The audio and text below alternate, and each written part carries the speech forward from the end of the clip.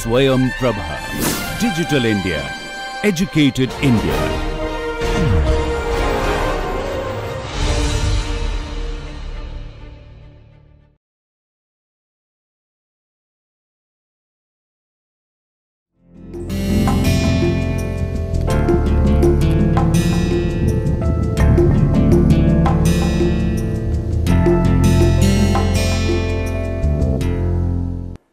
Hello साथियों, मेरा नाम शलभ है। मैं Indian institute of technology Kanpur अर्थात IIT कानपुर में गणित एवं सांख्यिकी विभाग में, जो कि मैथमेटिक्स एंड स्टैटिस्टिक्स डिपार्टमेंट है, वहाँ पर मैं प्रोफेसर हूँ और मैं स्टैटिस्टिक्स पढ़ाता हूँ, मैं सांख्यिकी पढ़ाता हूँ। और इस कोर्स में आप सभी का स्वागत है। यह कोर्स है इंट्रोडक्शन टू आर सॉफ्टवेयर। अब इस कोर्स में एक बहुत खास बात है कि ये कोर्स एक सॉफ्टवेयर को सीखने के लिए है। आपने शायद अब तक जितने कोर्स देखे होंगे वो किसी सब्जेक्ट पे, किसी कोर्स पे, किसी टॉपिक पे होते थे। तो ये हमारे लिए और आपके लिए, दोनों के लिए एक नया चैलेंज है कि हम इसको कैसे करते हैं और आप इसको कैसे सीखते हो। मैं अपनी पूरी कोशिश करूँगा कि मैं आपको अच्छे से सिखा सकूँ और मैं आपसे उम्मीद करता हूँ कि आपको भी शायद कोई समस्या नहीं आएगी। हम लोग बहुत सारी बातें करेंगे। हम लोग सॉफ्टवेयर की बात करेंगे, हम लोग प्रोग्रामिंग की बात करेंगे, हम लोग सब्जेक्ट की बात करेंगे। लेकिन उन सबके पहला सवाल आता है कि ये आर है क्या। आपने बहुत सारे सॉफ्टवेयर के नाम सुने होंगे, राइट? बहुत से लोग Microsoft Excel, Microsoft Word, right? बहुत सारे सांख्यिकी के पैकेज होते हैं, गणित के पैकेज होते हैं, मैटलैब, मिनीटैब, SPSS। आप लोगों ने ऐसे बहुत सारे सॉफ्टवेयर के नाम सुने होंगे। उसी की पद्धति पर यह भी एक सॉफ्टवेयर है। तो अब इस सॉफ्टवेयर को सीखने के लिए हमारे पास कई सारे सवाल हैं जो सीखने के पहले हमारे और आपके दोनों के दिमाग में आएंगे। तो सबसे पहले हम इस लेक्चर में उन सभी सवालों का जवाब देने की कोशिश करेंगे और उनके ऊपर कुछ हम डिस्कशन करेंगे। सबसे पहला सवाल आता है कि हम इस कोर्स को कैसे करेंगे, हम आपको कैसे पढ़ाएंगे और आप इसको कैसे समझोगे। ओके, तो सबसे पहले हम आपको ये दिखाने की कोशिश करते हैं कि हमको और आपको एक दूसरे का हाथ पकड़ के करके कैसे आगे बढ़ना है। तो आप अगर हमारी स्लाइड में देखिए, मैंने क्या किया हुआ है, मैंने कुछ स्लाइड्स तैयार करी हुई हैं और मैं उन स्लाइड्स को एक कंप्यूटर के ऊपर में प्ले करता रहूँगा। और मेरे पास देखिए एक स्पेशल तरीके का पेन है जिससे मैं उस कंप्यूटर की स्लाइड के ऊपर लिख सकता हूँ। तो जहाँ जहाँ पर मैंने इम्पॉर्टेंट बातें टाइप करी होंगी आपको वहाँ से मिल जाएंगी। जो कुछ मैं लिखूँगा वो आपको दिखाई पड़ जाएगा। और उसके अलावा जो मेरी स्लाइड्स हैं मैंने उनको अपने होम पेज पर अपलोड कर दिया है। तो ये जो भी मैं यहाँ पे काम करूँगा, जो भी मैं यहाँ पे स्लाइड्स यूज़ करूँगा, इस्तेमाल करूँगा, वो आपको लेक्चर वाइज हमारे होम पेज से मिल जाएंगी और उसके बारे में मैं यहाँ पे आपको बताऊँगा कि कैसे हम इसको कर सकते हैं। ओके, सो चलिए हम अपने कोर्स की शुरुआत करते हैं। सबसे पहले आप हमारे इस पहली स्लाइड को देखिए, यहाँ से हम शुरुआत करेंगे। ओके, सो आप अगर ध्यान देंगे तो सबसे पहले तो मैंने अपने कोर्स का देखिए नाम लिखा हुआ है, इंट्रोडक्शन टू आर सॉफ्टवेयर, और ये स्वयं प्रभा के लिए है और ये मेरा है लेक्चर नंबर 1। और यहाँ पर मैंने इसकी हेडिंग दी है कि इस कोर्स में हम क्या क्या करते जाएंगे। और उसके बाद में ये हमारा नाम, पता और हमारे बारे में है। उसके बाद में अंतिम लाइन में आप अगर देखोगे तो मैंने यहाँ पे लिखा हुआ है slides can be downloaded from, और उसके आगे मैंने एक एड्रेस लिखा हुआ है http://,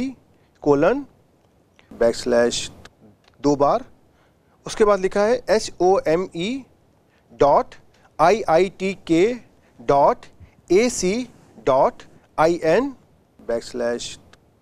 और उसके बाद देखिएगा एक ये साइन है, ये इक्विवेलेंट या टिल्डा का साइन है जो आपके कीबोर्ड पर होता है। उसके बाद मैंने लिखा हुआ है SHALAB, और उसके बाद मैंने लिखा हुआ है /SP। SP का मतलब है स्वयं प्रभा। तो ये स्वयं प्रभा का शॉर्ट फॉर्म मैंने लिखा हुआ है और इस एड्रेस पर मैंने इस कोर्स की सारी स्लाइड्स मैंने अपलोड कर दी हैं, जिसको आप वहाँ से डायरेक्टली डाउनलोड कर सकते हो। और उसके साथ ही मैंने एक यहाँ पे देखिए QR कोड दिया हुआ है। ये देखिए, आपको हमारा जहाँ जहाँ पे हमारा पेन चलेगा वहाँ पर आपको ध्यान देना है। तो ये क्या है, ये एक QR कोड है। तो आप अगर अपने कोई भी फ़ोन में बहुत सारे फ्री ऐप्स होते हैं, आप उस ऐप के सहारे आप अगर इस QR कोड को स्कैन कर लेंगे तो ये आपको डायरेक्टली हमारे इस वेबसाइट पर ले आएगा और वहाँ से आप अपने स्लाइड्स को डाउनलोड कर सकते हो। अब इसके बाद मैंने क्या किया हुआ है कि मैंने अपनी स्लाइड में कई तरह के फ़ॉन्ट कलर और फ़ॉन्ट्स यूज़ करे हुए हैं। आप देखोगे इसमें कि एक मैंने यूज़ किया हुआ है blue colour courier new font. ये कोरियर न्यू फ़ॉन्ट है नीले कलर का।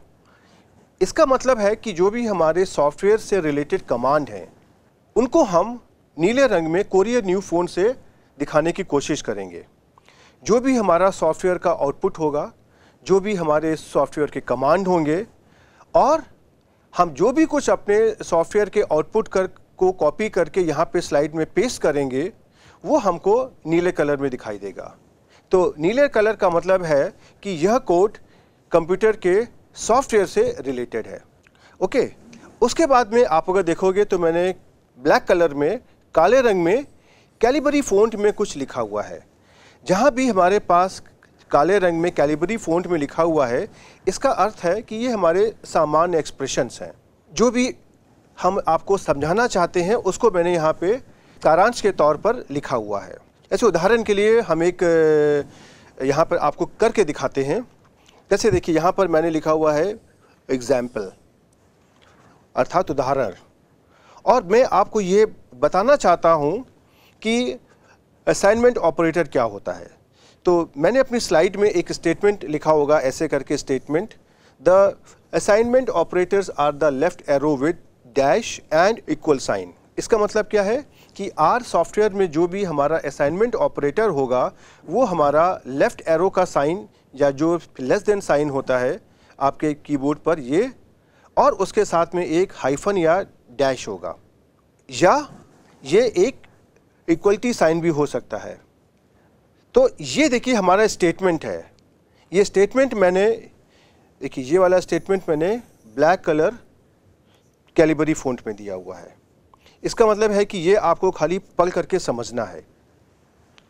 उसके साथ में आप अगर इसी के बीच में देखेंगे, मैंने यहाँ पे नीले कलर में लेफ्ट एरो हाइफन और इक्वलिटी साइन बराबर का चिन्ह मैंने दिया हुआ है। इसका मतलब है कि ये दो हमारे जो चिन्ह हैं, ये चिन्ह हमारे आर सॉफ्टवेयर के हैं और इनको आप डायरेक्टली वहाँ पर आप इस्तेमाल कर सकते हो, आप इनको उपयोग कर सकते हो। अब उसी के बाद मैंने देखिए ये स्टेटमेंट एक लिखा हुआ है, x less than hyphen 20 assigns the value 20 to x। अब इसमें से देखेंगे आप, ये वाला जो हमारा पार्ट है ये हमारा काले कलर में कैलिबरी फ़ॉन्ट में लिखा हुआ है। इसका मतलब क्या है कि ये हमारा एक सामान्य वाक्य है जो मैंने आपको समझाने के लिए और सिखाने के लिए लिखा हुआ है। और उसके साथ में ये जो नीले कलर में मैंने लिखा हुआ है ये हमारा आर सॉफ्टवेयर का पार्ट है, जिसको हम आर सॉफ्टवेयर में यूज़ करेंगे, या आप आर सॉफ्टवेयर में से आप इसको कॉपी करके यहाँ पर पेस्ट भी कर सकते हैं।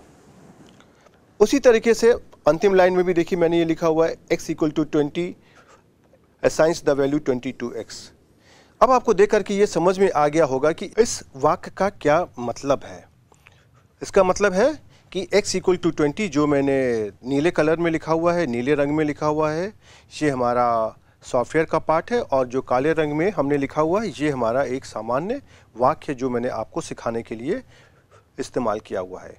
अब आपने इस स्लाइड में एक चीज़ गौर करी होगी कि मैं अपने पेन से देखिए ऐसे लिख सकता हूँ, जैसे मैंने लिखा आर, और उसके साथ ही देखिए हमारे पास एक सुविधा और है, मैं यहाँ से अपने पेन का कलर में चेंज कर सकता हूँ। आप अगर देखेंगे तो समय समय पर मैं अपने पेन का रंग बदलता रहूँगा, जिससे मैं आपको और अच्छे से समझा सकूँ। जैसे देखिए अभी मैंने इसको लाल रंग में कर लिया है, अब इसको मैं वापस हरे कलर में कर लूँगा। और अब हरे कलर से आपको समझ में आ गया कि जो मैं एक नॉर्मल वाक्य लिखूँगा आपको समझाने के लिए, उसको मैं हरे रंग में लिखूँगा। ओके, अब उसके बाद में देखिए हम क्या करेंगे, एक आपको हम आर सॉफ्टवेयर के अंदर जो काम करते हैं उसको हम यहाँ पे आपको दिखाना चाहते हैं। तो देखिए यहाँ पर मैंने ये लिखा हुआ है, आपको इस तरीके का कुछ दिखाई पड़ेगा। ये आप अगर देखेंगे तो ये है क्या, अभी मैं आपको खाली समझा रहा हूँ, बाद में सब आपको ये मैं करके दिखाऊंगा और आपको ये बहुत आसानी समझ में आ जाएगा। ये हमारा एक वो वाला हिस्सा है जो हम आर सॉफ्टवेयर के अंदर इसको एग्जीक्यूट करते हैं, हम इसको यूज़ करते हैं। तो ये जो एक सिंबल बना हुआ है ग्रेटर देन साइन का, ये ग्रेटर देन साइन का, इसका मतलब होता है कि ये हमारा आर सॉफ्टवेयर का पार्ट है और आर सॉफ्टवेयर के अंदर हमको x = 20 हमको वहाँ पर कॉपी करना है। और जो आर सॉफ्टवेयर के अंदर जो अगली लाइन के लिए हमारे पास यहाँ पर एक और ये ग्रेटर देन साइन है। तो जब भी हमारा ग्रेटर देन साइन ऐसा आता जाएगा तो ये हमारा लाइन को इंडिकेट करेगा। जैसे कि हम कहें कि ये हमारा लाइन नंबर 1 है और ये जो दूसरा हमारा है ये हमारा लाइन नंबर 2 है और तीसरा हमारा लाइन नंबर 3 है। और इसी तरीके से हम इसको समझते रहेंगे। तो इसका अर्थ क्या है कि हमने यहाँ पे इसको x को टाइप किया और जब हम यहाँ पे एंटर करेंगे, एंटर का साइन हमारा होता है ये एक एरो बना करके हम उसको थोड़ा सा टेढ़ा कर देते हैं। तो इसका मतलब ये है कि आप यहाँ पे x को टाइप करिए और जो आपके कंप्यूटर के कीबोर्ड में एंटर की होती है आप उसको एंटर कर दीजिए, आप उसको प्रेस कर दीजिए। तो आपको ये जो भी स्क्रीन पर दिखाई देगा आपको ये मिलेगा कि 1 का मतलब है कि जो पहली लाइन और 20 का मतलब है कि ये जो 20 की वैल्यू, जो मैंने x को 20 की वैल्यू दी हुई है। ओके, अब इसके बाद में हम आपको कुछ और भी करके दिखाते हैं, इसको दैट कि आपकी क्लियरिटी हो जाए कि हम आर सॉफ्टवेयर में कैसे काम करेंगे। लेकिन इसके पहले देखिए हम आपको एक चीज़ और दिखा दें कि ये काम अगर मुझे करना है तो मैं कैसे करूँगा। और यही मैं पूरे कोर्स में करता रहूँगा कि जो भी मैं आपको स्क्रीन पर करके दिखा रहा हूँ उसको मैं अपने आर सॉफ्टवेयर में भी करके दिखाऊँगा। आर सॉफ्टवेयर क्या होता है, कैसे शुरू करते हैं, इसके बारे में हम अभी आपको पूरी बात करेंगे। लेकिन आप अगर यहाँ पे देखिए, मैंने यहाँ पे टाइप किया x = 20। ये मैं अपने कीबोर्ड का इस्तेमाल करते हुए आपके सामने टाइप करूँगा और इसको मैंने एंटर कर दिया। और एंटर करने के बाद मैंने देखी जो x की वैल्यू ली, ये हमारी ऐसी आ गई। अब देखिए ये जो वैल्यू यहाँ पर लिखी हुई है, इसी वैल्यू को मैंने यहाँ पर कॉपी पेस्ट कर दिया है। आप अगर ध्यान देंगे यहाँ पर अगर, तो ये क्या चीज़ देखिए, वही चीज़ है ना।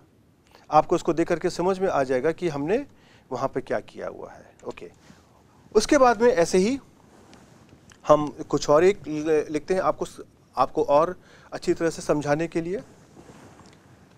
जैसे मैंने यहाँ पे लिखा सिंटैक्स, अर्थात कि अगर हमको कोई काम करना है तो उसको हम आर में कैसे करेंगे। अब इस वाक्य को आप अगर ध्यान से देखेंगे तो इसमें से देखिए ये वाला पार्ट हमारा नीले कलर का है और ये वाला पार्ट हमारा काले कलर का है। तो इसका मतलब क्या हो गया, अब आपको समझने में कोई दिक्कत नहीं होगी कि y = x * 2 assigns the value 2 * x to y, अर्थात कि y = x * 2 अगर हम लिखते हैं तो 2 * x की जो वैल्यू है वो y को असाइन कर दी जाती है, उसको दे दी जाती है। और उसके बाद में अगली लाइन पे हमने एक और कमांड लिखा z = x + y, और इसको हम आपको समझाने के लिए मैंने लिखा हुआ है कि z = x + y assigns the value x + y to z। ये इसका मतलब हो गया, अर्थात कि x + y की जो वैल्यू है वो z को असाइन कर दी गई है। और इसी कमांड को जब हम अपने आर सॉफ्टवेयर पे, और यहाँ पे मैंने एक वर्ड यूज़ किया आर कंसोल, इसके बारे में हम अभी आने वाले समय में बात करेंगे। अभी तो मैं आपको खाली ये बता रहा हूँ कि हम अपने कोर्स में कैसे आगे जाएंगे। हमने क्या किया, अगर मैंने ये लिखा हुआ यहाँ पे ग्रेटर देन साइन और उसके आगे लिखा हुआ है y equal to x star 2, इसका अर्थ ये है कि मैंने आर सॉफ्टवेयर में ये वाला कमांड या जो ये वाला वाक्य है, ये वाला सेंटेंस है, मैंने उसको वहाँ पे टाइप किया है और उसके बाद में जो भी हमारा आउटकम आया है उसको मैंने यहाँ पर y के थ्रू देखने की कोशिश करी है। और ये जो हमारा ग्रेटर देन साइन है ये हमको दिखा रहा है कि ये अगली लाइन पर हमको लिखना है, और उसके बाद में हमारा जो आउटकम हमको ये मिल जाएगा। और उसके बाद जो अगली लाइन आएगी वहाँ पर मैंने टाइप किया हुआ है z equal to x plus y, और उसके आगे मैंने z का आउटकम देखने के लिए z टाइप किया है और इसके बाद में मैंने एंटर किया है। तो जब हम कोर्स आरंभ करेंगे तो हम यूजुअली हर जगह ये ग्रेटर देन साइन को लिखते रहेंगे, लेकिन थोड़े समय के बाद जब आपको आइडिया हो जाएगा तो अगर ये ग्रेटर देन साइन यहाँ पे नहीं भी लिखा होगा तो भी आपको समझ में आ जाएगा कि ये आर का कमांड है और हमको इसको आर सॉफ्टवेयर में जा कर के करना है। अब इसी कमांड को देखिए मैं आपको यहाँ पे करके दिखाता हूँ। राइट,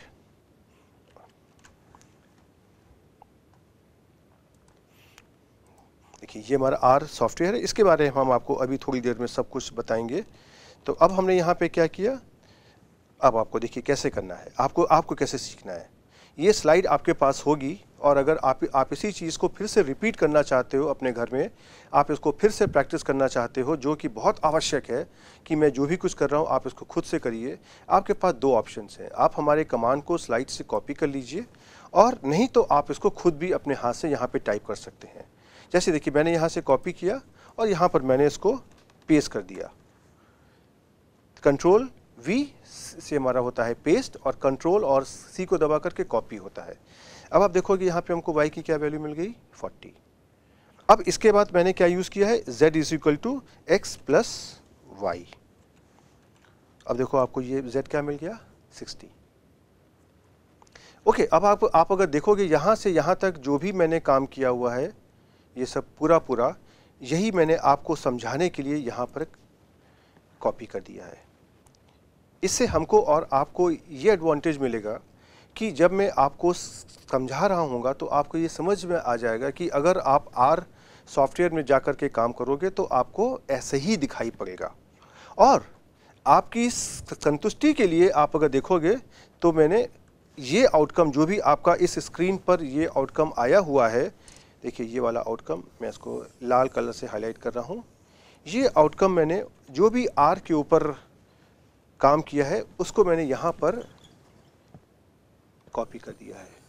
मैंने जो भी आपका, अगर आप ध्यान दें ये वाला पार्ट जो मेरा है, ये आप अगर ध्यान दें तो देखिए ये आपका वही पार्ट है जो आपको यहाँ पे दिखाई पड़ रहा है। देखिए ये वाले पार्ट में है ना,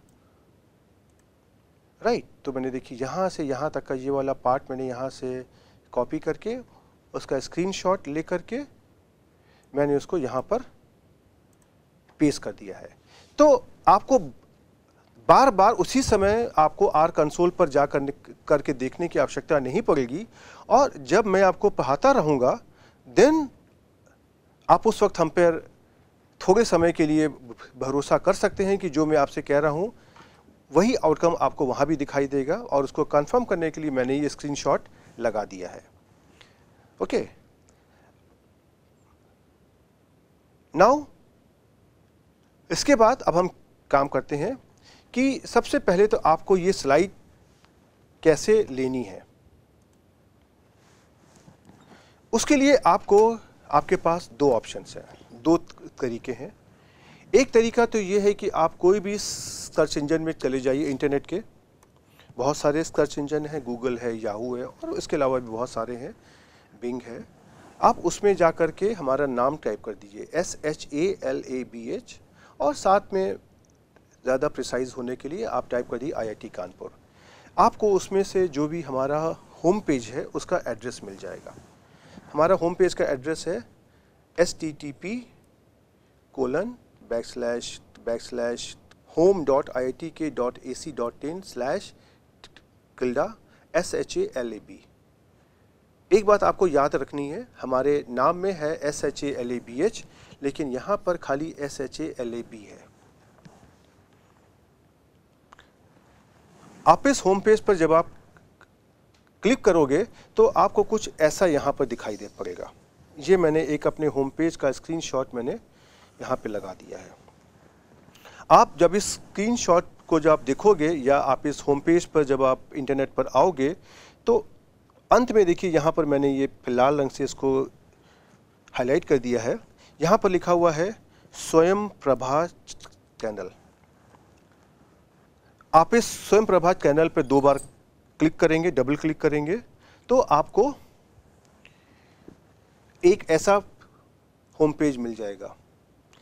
यहाँ पर आप अगर देखेंगे तो मैंने लिखा हुआ है इंट्रोडक्शन टू आर सॉफ्टवेयर स्वयं प्रभा कोर्स, और उसके बाद में मैंने इसमें से कोर्स में कौन कौन सी बुक्स हम फॉलो कर सकते हैं उसके बारे में लिखा हुआ है, और उसके बाद में कौन कौन सी स्लाइड्स जो मैंने यहाँ पे यूज़ करी हैं। जैसे लेक्चर नंबर 1 में मेरी स्लाइड का ये टाइटल है why are installation procedure and how to start, और उसके बाद में यहाँ पर देखिए लिखा हुआ है क्लिक हेयर लेक्चर 1। अब जब आप इस लिंक पर जहाँ पर लिखा हुआ है मैंने लेक्चर 1, जब आप 2 बार क्लिक करोगे देन आपको इस स्लाइड की PDF फाइल डाउनलोड हो जाएगी। और आपकी सहायता के लिए मैंने एक काम और किया है, जो हमारे कोर्स का एड्रेस है home.iitk.ac.in/SHALAB/sp.stm, इस एड्रेस का मैंने एक QR कोड बना दिया है। देखिए ये इससे क्या एडवांटेज है कि आपको कहीं कुछ नहीं करना है। आपके फ़ोन में एक छोटा सा ऐप होता है जहाँ से आप इस QR कोड को रीड कर सकते हैं, पढ़ सकते हैं। आप इस QR कोड को आप जब स्कैन करेंगे तो ये आपको डायरेक्टली सीधा ये आपको हमारे इस होम पेज पर ले आएगा, और जो कि आपका ये वाला पेज होगा। ओके, अब देखिए यही काम हम आपको एक बार करके भी दिखा देते हैं सो दैट कि आपको थोड़ा सा कॉन्फिडेंस आ जाए कि आपको कैसे करना है। देखिए मैंने यहाँ पे देखिए गूगल का फॉर्म खोला, यहाँ पर मैंने टाइप कर दिया शलभ IIT कानपुर। अब आप देखोगे, देखो यहाँ पे ये पहला पेज खुल के आ गया। देखो ये, अब यहाँ पर मैंने आपसे कहा था कि देखिए अंत में जहाँ मेरा कर्सर है यहाँ पे लिखा हुआ है स्वयं प्रभा चैनल, और जब हम यहाँ पे क्लिक करेंगे तो देखिए हमारा ये खुल के आ गया। और यहाँ पे हम जब इसको क्लिक करेंगे तो आपको देखिए जब आप इंट्रोडक्शन टू आर सॉफ्टवेयर वाले लिंक पर डबल क्लिक करेंगे तो आपको देखिएगा ये आपको देखिए ये वाला होम पेज खुल जाएगा। अभी मैंने यहाँ पे लिखा हुआ है पेज इज़ अंडर कंस्ट्रक्शन, क्योंकि जैसे जैसे आपका कोर्स आगे बढ़ता जाएगा मैं इसमें स्लाइड्स को अपलोड करता जाऊंगा, इसलिए मैंने अभी ऐसा लिख करके आ रहा है। लेकिन आपको ये वाला होम पेज मिल जाएगा और यहाँ से आप सारी स्लाइड्स को आप डाउनलोड कर सकते हैं। Right, okay. बात आती है कि अब तो आपने ये समझ लिया कि हम इस कोर्स को कैसे आगे लेकर के जाएंगे, और जहाँ तक मुझे लगता है ये तो बहुत ही आसान तरीका है कि जो मैं यहाँ पे करूँगा मैं आपको करके दिखाऊंगा, और वही चीज़ आपको आगे पहले कॉपी करनी है और उसको साथ में समझना है, और उसके बाद थोड़ी सी प्रैक्टिस करनी है, आपको आर सॉफ्टवेयर आ जाएगा। कोई बड़ी बात नहीं है इसमें। और मैं आपको प्रॉमिस करता हूं कि ये बहुत ही आसान सॉफ्टवेयर है, और शायद इसीलिए मैं आपको यहां समझाने की कोशिश कर रहा हूं कि इसके बारे में हो सकता है कि आपको मालूम ना हो, लेकिन आज के समय में आर सॉफ्टवेयर बहुत ही पॉपुलर हो गया है और इसके बहुत सारे इस्तेमाल हो चुके हैं जगह जगह पे। इसलिए ये आपके लिए बहुत आवश्यक है कि आपको कोई ना कोई एक तो सॉफ्टवेयर आज के ज़माने में आना चाहिए, और अगर आर सीख लें तो क्या खराबी है, बहुत अच्छी बात है। ओके, तो अब हम यहाँ से बात करते हैं आर के बारे में, क्योंकि सबसे पहला प्रश्न मेरे दिमाग में आता है कि आर है क्या। मैं इतनी देर से आपको ये बता रहा हूँ कि आर का कोर्स कैसे करेंगे, लेकिन ये आर आखिर है क्या। अगर हम एक लाइन में कहें तो मैं इतना कहूँगा, आर एक सॉफ्टवेयर है और इसके अंदर बहुत सारी खूबियां हैं। और उससे बड़ी बात है कि ये फ्री सॉफ्टवेयर है। फ्री का मतलब ये नहीं है कि ये सॉफ्टवेयर खराब है। ये एक मानव प्रवृत्ति होती है कि अगर कोई चीज़ फ्री में दी जाए तो लोग उसको समझते हैं कि खराब है। मैं आपको आगे आने वाले स्लाइड्स में या मैं आपको समझाने की कोशिश करूंगा कि इस आर में क्या क्या खूबियां हैं और ये आर आपके लिए क्यों आवश्यक है। तो सबसे पहले हम जरा सा आर की बात करते हैं कि ये आर कहाँ से आया, कैसे इसका इजाद हुआ, और उसके बारे में हम आगे बढ़ने की कोशिश करते हैं। ओके, सो पहले तो बात आती है कि ये आर कहाँ से आया। तो आर का जो क्रिएशन है, आर को तैयार करने वाले दो प्रोफेसर्स थे हैं जो यूनिवर्सिटी ऑफ ऑकलैंड न्यूजीलैंड में एक काम करते हैं, और उनका नाम है प्रोफेसर रॉस इहाका और रॉबर्ट जेंटलमैन। इन दो लोगों ने इस आर को तैयार करने के बारे में सोचा और इसको इसको शुरू करने की कोशिश करी।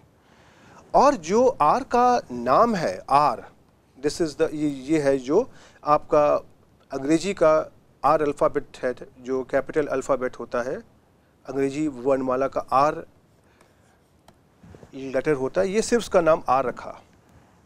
और ऐसा मानना है कि इन दोनों वैज्ञानिकों का नाम आर से शुरू हो रहा था, रॉस का आर और रॉबर्ट का आर, इसलिए इसका नाम आर रख दिया गया। और इसके बारे में एक और लॉजिक है जिसके बारे में हम आगे बात करेंगे। लेकिन आज के समय में ये जो आर सॉफ्टवेयर है, ये एक आर डेवलपमेंट कोर टीम है, ये करती है।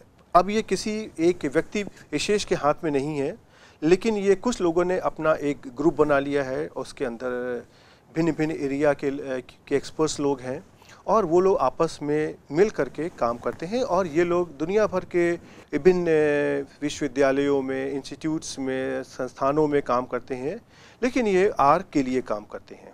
अब जैसा मैंने बताया कि आर का जो नाम है, ऐसा माना जा सकता है कि दोनों वैज्ञानिकों के जो पहले नाम हैं, उनका जो पहला अक्षर है उसके बिना पर दिया गया है।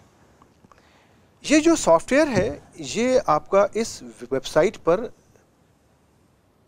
लोडेड है, और इस वेबसाइट का नाम है www.r-project.com. और ये जो आर प्रोजेक्ट था, जिसके तहत आर सॉफ्टवेयर की संरचना करी गई, इसको 1992 में सोचा गया कि ऐसा किया जाए, और उस समय से लोगों ने कोशिश करी, और 1995 में इसका पहला वर्जन रिलीज़ किया गया। लोगों को बताया गया कि एक नया सॉफ्टवेयर है। उस पर से लोग फिर से उसको ठीक करते रहे, कोशिश करते रहे, इम्प्रूव करते रहे, और जब ये थोड़ा सा संतुलित हो गया कि लोग इसके आउटकम पर भरोसा करने के लायक हो गया, क्योंकि कोई भी जब हम नया काम करते हैं तो उसमें शुरू में बहुत सारी अड़चनें आती हैं, गलतियां होने के चांसेस होते हैं, और हम उसको धीमे धीमे जब हम इम्प्रूव करते जाते हैं तो वो एक हमारा अच्छा सॉफ्टवेयर तैयार हो जाता है। तो एक ये जो स्टेबल इसका वर्जन है, एक स्थिर इसका जो एक अच्छा वर्जन आया, इसको लोगों ने इस्तेमाल करना शुरू किया, वो सन 2000 में आया, और उसके बाद से ये लोगों ने इसको इस्तेमाल करना शुरू कर दिया। जब शुरू में, अगर आरंभ में कोई भी चीज़ अगर फ्री में आती है, देन लोग उसके बारे में कॉन्फिडेंट नहीं होते हैं। अगर आपको कोई चीज़ अगर फ्री में देना चाहता है तो आपको भी उसके ऊपर एक डाउट होता है कि भाई ऐसा क्या खास बात है, मुझे क्यों दे रहा है, क्योंकि हमारा इस जीवन में मानना है कि बिना मेहनत के कुछ नहीं मिलता, तो ये हमको चीज़ फ्री में क्यों मिल रही है। ये विचार बहुत लोगों के दिमाग में था, लेकिन एक बात आपको समझना है, और ये बात मुझसे बहुत लोग पूछते हैं कि ऐसा जो आर डेवलपमेंट कोर टीम है, इसमें जो लोग काम कर रहे हैं वो बिना किसी पैसे के काम कर रहे हैं, ऐसा क्या खास बात है कि इसमें लोग क्यों कर रहे हैं। इसके पीछे एक मानव प्रवृत्ति होती है कि हम इस समाज में जहाँ पर रहते हैं, हम जब पैदा हुए और पैदा होने से बड़े होने तक हमारे इस समाज में बहुत लोग हमारी सहायता करते हैं। तो ये हमारा एक धर्म बन जाता है कि हम अपने उस सामाजिक ऋण को वापस करें, क्योंकि ये एक ऋण है जो मुझे समाज ने दिया है। हम उसको वापस करना चाहेंगे और अच्छे तरीके से वापस करना चाहेंगे। जहाँ तक मुझे लगता है शायद यही उनके दिमाग में था, यही उनके मन में था, और इसी अच्छी भावना के साथ उन्होंने आर सॉफ्टवेयर के बारे में सोचा। और धीमे धीमे करके उनकी चूँकि भावना अच्छी थी तो उसमें से लोग उसके साथ जुड़ते चले गए और इस आर कोर डेवलपमेंट टीम का शिलान्यास हो गया। और इसमें बहुत सारे वैज्ञानिक, बहुत सारे स्टैटिस्टिक्स के लोग, कंप्यूटर साइंस के लोग, गणित के लोग, सब लोग इसमें एक साथ मिलकर के काम करने लगे, सो दैट कि वो इस दुनिया में जो लोग सॉफ्टवेयर नहीं खरीद पाते हैं उनकी भी सहायता कर सके। जहाँ तक मुझे लगता है शायद आर डेवलपमेंट के पीछे यही उनकी मंशा रही होगी। जब ये सॉफ्टवेयर आरंभ हुआ था तो लोगों को इसमें भरोसा नहीं होता था कि जो इसके आउटकम्स आएंगे, जो इसका फल आएगा, वो सही है कि गलत है। और मैं इसका प्रत्यक्ष दर्शी हूँ। मैंने 1995 में अपनी पीएचडी करी थी। उस वक्त इस भारतवर्ष में धीमे धीमे कंप्यूटर्स आने लगे थे और सॉफ्टवेयर धीमे धीमे आने लगे थे। और मैंने ये देखा कि जब आर आया था तो लोग उस पर भरोसा नहीं करते थे कि इसका जो रिज़ल्ट आ रहा है, जो इसका परिणाम आ रहा है, हम उसके ऊपर कितना भरोसा कर सकते हैं। लेकिन मैंने वो परिवर्तन देखा। धीमे धीमे करके लोगों को ये भरोसा होता गया कि ये जो सॉफ्टवेयर फ्री में मिल रहा है, बिना किसी मूल्य के मिल रहा है, इसके पीछे लोगों की अच्छी भावना है और हर आदमी कोशिश कर रहा है कि इसको हम अच्छे से अच्छा बनाने की कोशिश करें। और उसके बाद लोगों का इस सॉफ्टवेयर के प्रति भरोसा बढ़ता गया और धीमे धीमे करके ये भरोसा इतना हो गया कि बहुत सारे इंटरनेशनल जो किताबों के पब्लिशर्स हैं, उन्होंने एक पूरी किताबों की सीरीज शुरू कर दी, स्टैटिस्टिक्स विद आर, कि आप पूरी जो सांख्यिकी हम पढ़ते हैं उसको हम आर सॉफ्टवेयर के थ्रू कैसे करेंगे। आर सॉफ्टवेयर की सहायता से हम सांख्यिकी के डिफरेंट जो हमारे कॉन्सेप्ट्स होते हैं, टूल्स होते हैं, उनको हम कैसे इस्तेमाल करेंगे। और धीमे धीमे करके आर की पॉपुलैरिटी बढ़ती गई और आज के समय में हमारा आर एक इस्टेब्लिश्ड सॉफ्टवेयर है जिसके ऊपर हर कोई आंख बंद करके भरोसा करता है। तो ये कहानी है। ओके, सो उसके बाद में आप देखोगे कि जैसा आपको मैंने कहा कि धीमे धीमे करके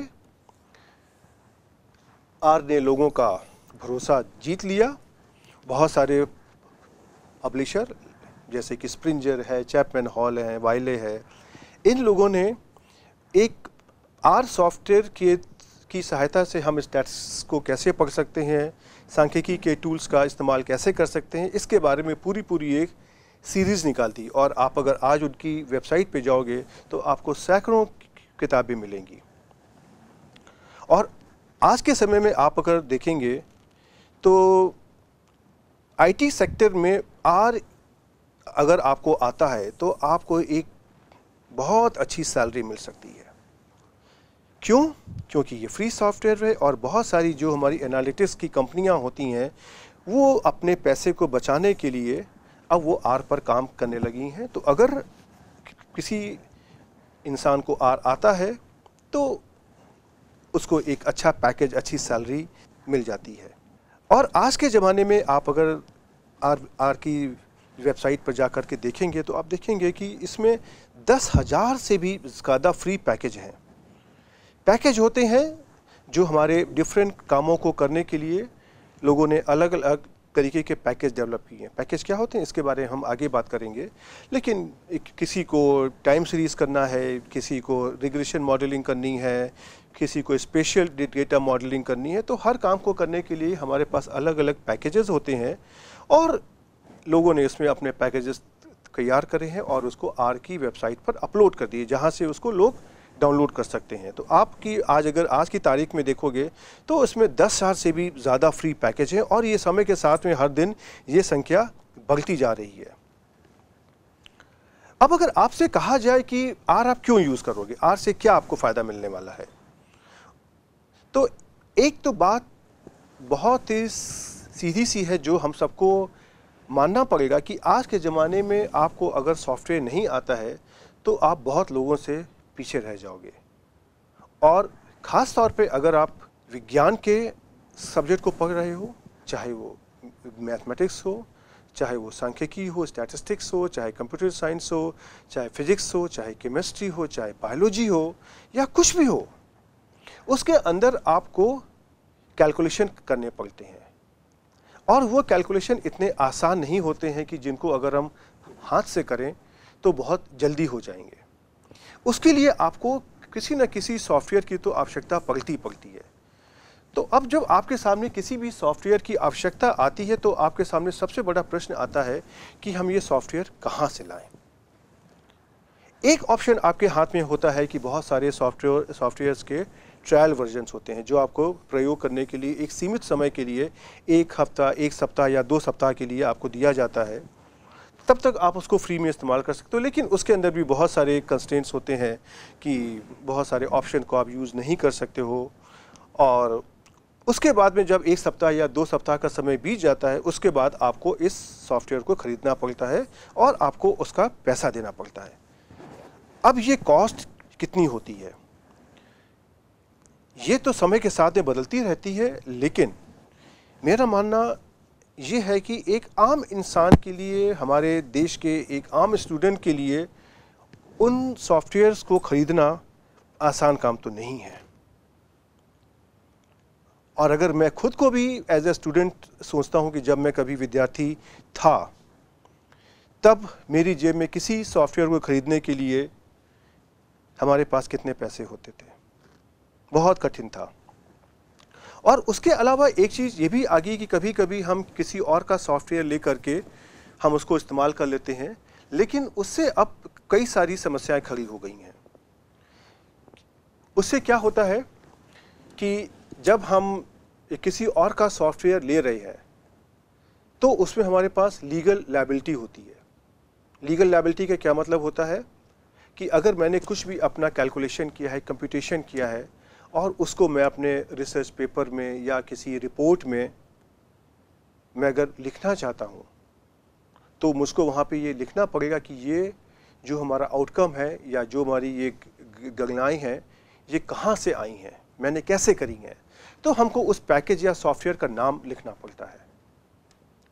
अब आपने अगर कोई अपना शोध पत्र लिखा है, आपने अपना कोई रिसर्च पेपर लिखा है, आपने अपनी कोई प्रोजेक्ट रिपोर्ट लिखी है जहाँ पर आपने कुछ कैलकुलेशंस किए हैं, कुछ गणनाएं करी हैं, और अगर आप वहाँ पे किसी ऐसे सॉफ्टवेयर का नाम लिखते हो जो आपके पास है ही नहीं, आपने किसी और से किया है, तो कल को अगर आपकी रिपोर्ट कहीं पे छप जाएगी और अगर आपसे कोई जवाब मांगेगा कि आपने ये सॉफ्टवेयर कहाँ से लिया है, देन वो कई सारी समस्याओं को जन्म दे सकता है। और उन सब बड़ी बड़ी समस्याओं से बचने के लिए हमारे पास एक बहुत अच्छा साधन है कि हम आर का इस्तेमाल कर लें। आर हमको बहुत सारे लीगल कॉम्प्लिकेशन से जो हमारे हो सकते हैं उनसे हमको बचाने की कोशिश करता है। और हम किसी भी प्रोजेक्ट रिपोर्ट में, अपने किसी भी शोध पत्र में बहुत आराम से लिख सकते हैं कि ये कैलकुलेशन मैंने आर में किया है, और आर तो फ्री सॉफ्टवेयर है, वो तो कोई भी ले सकता है। तो इसमें कोई दो राय है ही नहीं कि जो हमारा आर सॉफ्टवेयर है ये हमको बहुत सारे लीगल कॉम्प्लिकेशन से बचाता है और ये हमको एक ऑथेंटिसिटी देता है, हमको एक कॉन्फिडेंस देता है, हमको एक भरोसा देता है कि हम जो भी कुछ अपना रिजल्ट रिपोर्ट कर रहे हैं या बस वो कहीं पे छपवा रहे हैं किसी रिसर्च पेपर में, किताब में, रिपोर्ट में, ये ऑथेंटिक है। उसके अलावा एक बहुत बड़ी बात होती है कि अगर आपने अपने कंप्यूटर में कोई ऐसा सॉफ्टवेयर इंस्टॉल करके रखा हुआ है जो आपका नहीं है, तो आज के ज़माने में जो हमारे ऑपरेटिंग सिस्टम्स होते हैं कंप्यूटर के, उसमें से बहुत सारी इंफॉर्मेशन अपने आप से उन सॉफ्टवेयर की कंपनीज़ को चली जाती है कि इस आईपी एड्रेस से ये वाला सॉफ्टवेयर इस्तेमाल हो रहा है।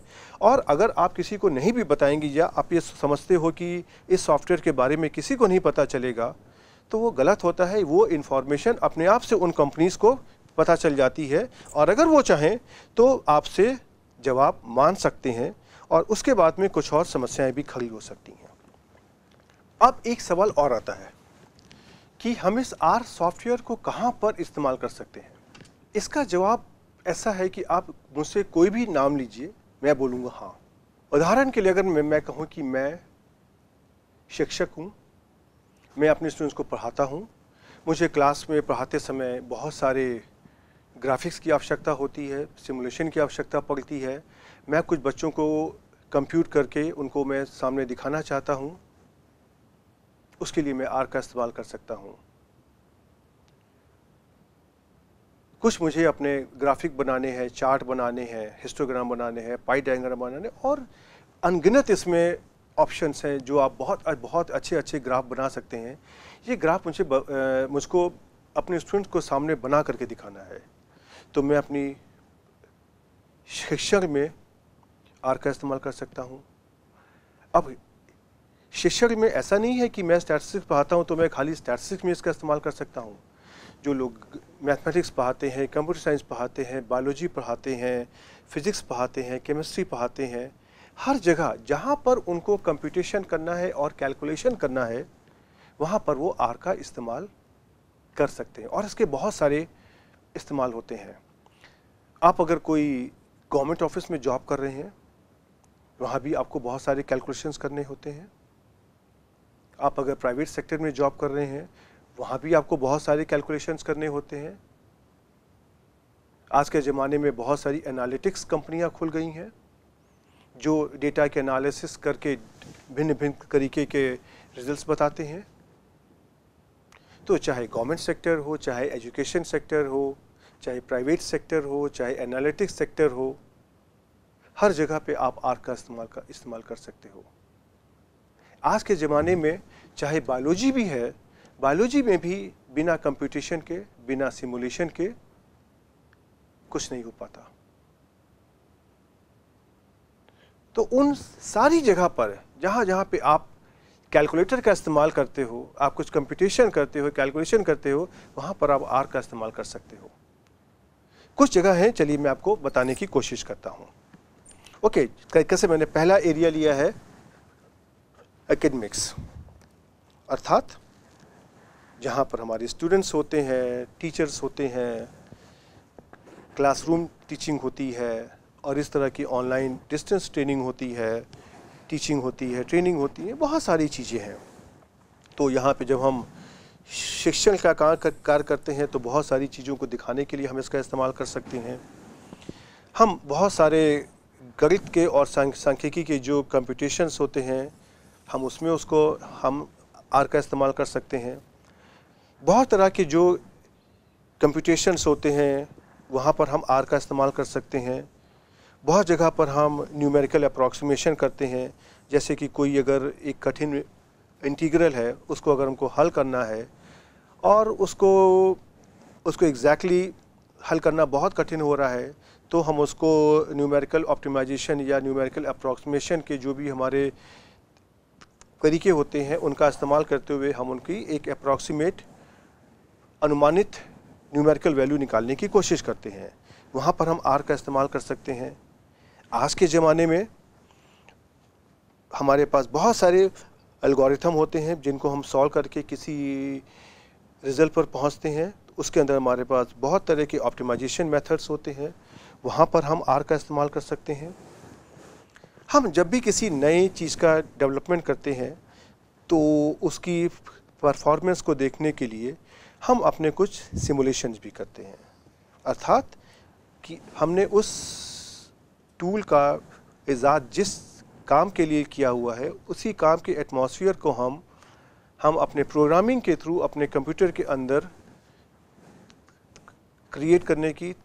तैयार करने की कोशिश करते हैं और उसमें अपने न्यूमेरिकल मेथड्स के द्वारा हम उस टूल की जो गतिविधियां हैं, परफॉर्मेंस है, जो उसका अंततः परिणाम आता है, हम उसकी एनालिसिस कर सकते हैं और इसके लिए आर हमारी सहायता करता है। अब अगर सवाल आता है कि किन किन सब्जेक्ट्स में, किन किन विषयों में हम आर का इस्तेमाल कर सकते हैं, तो अगर हम बायोलॉजी की बात करें तो वहाँ पे मैथमेटिकल बायोलॉजी, बायोस्टैटिस्टिक्स नाम के कई सारे सब्जेक्ट्स होते हैं जहाँ पे आप उसका डायरेक्ट इस्तेमाल कर सकते हो। मेडिकल साइंस में अगर हम आते हैं तो वहाँ पे हेल्थ स्टैटिस्टिक्स होती है, हेल्थ साइंस होती है, जहाँ पर हम इसका इस्तेमाल कर सकते हैं।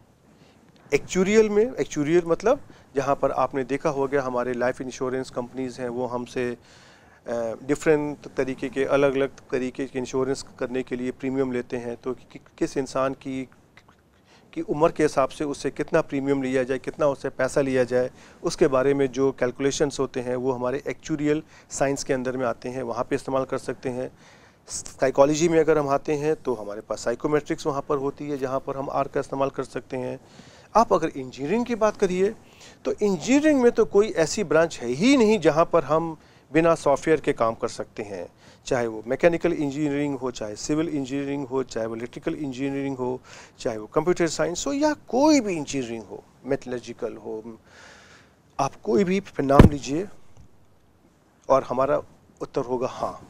वहाँ पे कंप्यूटेशन होता है, कंप्यूटेशन होता है तो हमारा आर का इस्तेमाल बहुत आराम से हो सकता है। मेडिकल साइंस में हम आजकल जो भी करते हैं उसके अंदर भी एक बहुत अच्छे तरीके के बहुत बड़े बड़े कैलकुलेशंस होते हैं, वहाँ पर हमारा आर काम कर सकता है।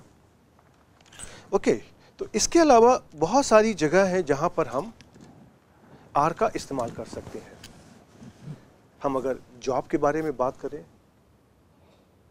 तो डिफरेंट कंपनीज़ में, डिफरेंट सरकारी संस्थानों में, सरकारी ऑफिसर्स में अब वो समय आ रहा है जहाँ पे सरकार भी कहती है कि आप आर का इस्तेमाल करिए, और ये परिवर्तन पिछले 5 से 6 सालों के अंदर आया है। अब ऐसी कंडीशंस में अगर हर जगह पर हमारे कंपटीशन हो रहे हैं और अगर ये हमको मालूम है कि आर से हमको एक अच्छा आउटकम मिल जाता है, और अभी मैं आपको आगे आर के बारे में और भी बताऊंगा, और ये भी बताऊंगा कि आर एक फ्री सॉफ्टवेयर है, उसके अंदर सब कुछ ओपन है, आप जो मन चाहे प्रोग्रामिंग है आप देख सकते हैं, वो एक ब्लैक बॉक्स की तरह नहीं है। इसके अलावा आर के अंदर एक बहुत अच्छी बात है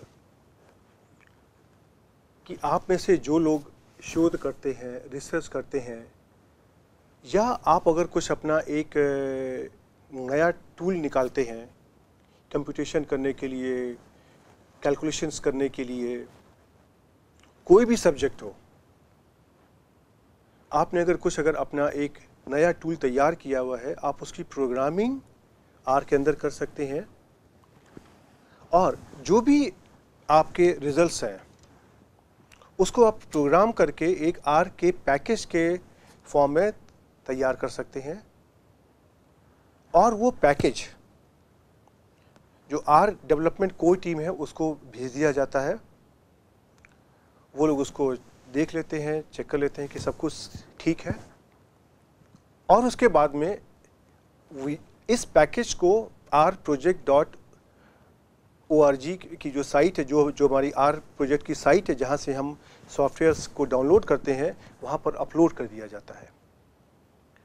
उससे फ़ायदा ये होता है कि दुनिया भर के लोग अगर आपके शोध को इस्तेमाल करना चाहते हैं, अपने कामों में उसको इम्प्लीमेंट करना चाहते हैं, देन वो उस पैकेज को वहाँ से डाउनलोड कर लेंगे और वो आपके शोध को डायरेक्टली इस्तेमाल कर सकते हैं। इससे जो आपने रिसर्च करी है वो भी आगे बढ़ती है। इसके अलावा एक चीज़ और है, आपने सुना होगा कि एक बहुत बड़ी समस्या होती है कि हम जो भी कुछ सॉफ्टवेयर इस्तेमाल कर रहे होते हैं, थोड़े थोड़े समय में उसके अपडेट्स आ जाते हैं। कभी कभी सॉफ्टवेयर बदल जाते हैं, कभी कभी सॉफ्टवेयर का प्लेटफॉर्म बदल जाता है कि उस ऑपरेटिंग सिस्टम पे काम नहीं करेंगे, या हमारा ऑपरेटिंग सिस्टम बदल जाता है कि जो मैंने आज सॉफ्टवेयर ख़रीदा है वो अब कुछ समय के बाद में काम करना बंद कर देगा। ये सब आर के अंदर नहीं होता है। क्यों?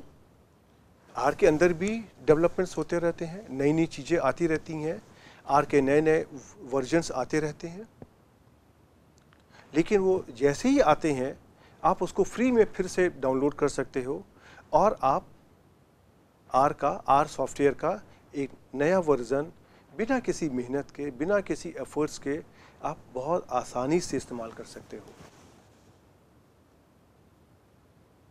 ओके, अब बात आती है हमारी भाषा की। आप अगर ध्यान दें, इस व्याख्यान में, इस लेक्चर में मैंने एक बहुत ही सामान्य और सरल हिंदी भाषा का इस्तेमाल किया है और मेरा मानना भी यही है कि मैं यहाँ पे आप सबको समझाने आया हूँ। जो मुझे थोड़ा बहुत आता है मैं आपको समझाने की कोशिश करूँगा और मेरा एम एक ही है कि आपको समझ में आ जाए, और उसको समझने के लिए भाषा कोई हमारे बीच में नहीं आनी चाहिए। इसीलिए मैंने शुद्ध हिंदी या शुद्ध अंग्रेजी का प्रयोग नहीं किया है। जहाँ तक मैंने कोशिश करी है, अंग्रेजी के जो सामान्य वर्ड जो हम अपने दिन प्रतिदिन की भाषा में इस्तेमाल करते हैं, खाली उनका ही मैंने इस्तेमाल किया हुआ है। तो उम्मीद करते हैं कि इन सब चीज़ों से आपको यह लेक्चर समझने में कोई दिक्कत नहीं आएगी। अब जब भी कभी हमारा ये लेक्चर ख़त्म होगा, उसके बाद में आपको क्या करना है? आपके पास जो भी किताब है, आप जिस विषय में काम करते हो, चाहे मैथमेटिक्स में हो, चाहे स्टैटिस्टिक्स में हो, चाहे कंप्यूटर साइंस में हो, चाहे बायोलॉजी में हो, चाहे फिजिक्स में हो, चाहे केमिस्ट्री में हो, वहाँ से आप अपनी छोटी छोटी प्रॉब्लम्स को निकालने की कोशिश करिए। हो सकता है कि वो दो नंबर का सम हो, 2 + 2 ही करना क्यों ना हो, या किसी मैट्रिक्स को इन्वर्ट करना हो, या मैट्रिक्स का मल्टीप्लिकेशन करना हो, मैट्रिक्स को जोड़ना हो, घटाना हो, कुछ भी करना हो।